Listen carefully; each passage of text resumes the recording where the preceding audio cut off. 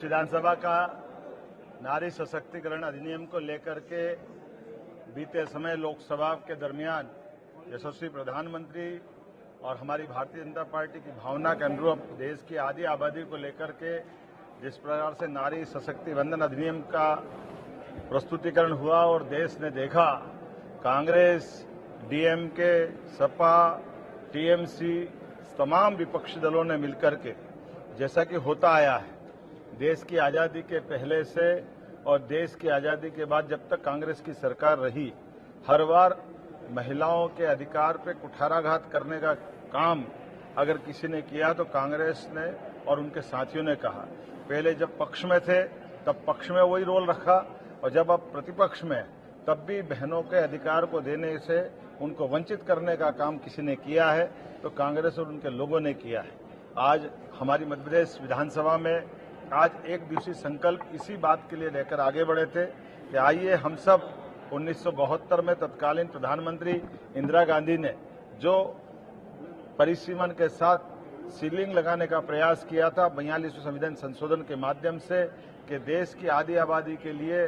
भविष्य में कोई सीट नहीं बढ़ाई जा सकेगी। आरक्षण को लेकर भी उनकी जो दुविधा रही है वो परिणाम रहा है कि चाहे साहबानों का प्रकरण हो या 3 तलाक का घटनाक्रम हो, हमेशा बहनों के साथ अन्याय करने का काम कांग्रेस ने किया है। और आज मुझे गर्व है, आज विशेष सत्र लगभग 8 से 9 घंटे तक दिन भर चर्चा में चला है और चर्चा में हमारे सब दल के लोगों ने, और ये तो मैं कहूंगा कि पक्ष हो या विपक्ष, उनने अपनी बात करी, लेकिन कांग्रेस का जो दोहरा चरित्र था एक बार फिर वो उजागर हुआ। किंतु परंतु लगा करके ये इनके इन प्रकार आज हमने परिसीमन आयोग के साथ ये जो नारी सशक्तिकरण अधिनियम को संकल्प को पारित करने का उनके साथ आह्वान किया। जैसा हमेशा होता आया, कांग्रेस ने फिर अपनी बात को से पलटते हुए वही तरीका लगाते हुए उससे भागने का काम किया। मुझे इस बात का संतोष है, हमारे दल के केवल 5 सदस्य विशेष कारण से, कोई बीमार या कोई कारण था, उनकी अनुपस्थित रही है। बाकी सब लोगों ने बढ़ चढ़ करके भाग लिया। इस प्रस्ताव पर चर्चा भी हुई और हमने जो हमारा संकल्प है कि आधी आबादी के लिए जिस प्रकार से आज हमारे पास संसद और उसमें 2/3 बहुमत का समर्थन नहीं है, लेकिन आत्मबल बहुत मजबूत है। आज नहीं तो कल यशस्वी प्रधानमंत्री के नेतृत्व में देश की आधी आबादी बहनों के लिए, उनके हक अधिकार के लिए हमारा संघर्ष जारी रहेगा और हम अपना उस प्रतिबद्धता के बलबूते पर कि 33% के लिए हम आरक्षण करने के लिए लगातार कटिबद्ध रहेंगे।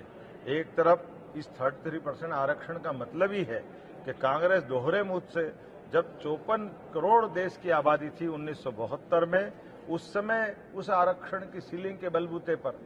जब आज अगर हम कल्पना करें कि 230 विधानसभा की संख्या अगर ये 33% आरक्षण लोकसभा में पारित हो जाता तो 345 की संख्या अपने प्रदेश में होती। हमारी 29 लोकसभा ये 42 से ऊपर हो जाती, अर्थात हर वर्ग की बहनों का इसमें प्रतिशत बढ़ता। और ये बात भी सही है कि अगर लोकसभा विधानसभा की सीटें बढ़ती है, क्योंकि जब 1972 की बात करें तब लोकसभा के अंदर एवरेज एक लोकसभा में केवल 10 लाख वोटर थे और आज की स्थिति में एक लोकसभा में 30 से 40 लाख तक वोटर बढ़ गए। तो एक चुने हुए जनप्रतिनिधि को अपने वोटर और उनकी जन सुविधाओं के साथ जो तालमेल करने का अभाव रहता है, उसके जो कष्ट है वो किसी से छिपे नहीं। इसी प्रकार से विधानसभाएं भी हमारी 3 लाख से लेकर 4-5 लाख तक की इंदौर जैसे शहरों में हुई है। ऐसे में हम सबको ये संकल्प करना चाहिए कि आधी आबादी के लिए हम पुनः संघर्ष करेंगे और संख्या बढ़ा करके बहनों का प्रतिनिधित्व उनको दिला के रहेंगे। मुझे इस बात का संतोष है,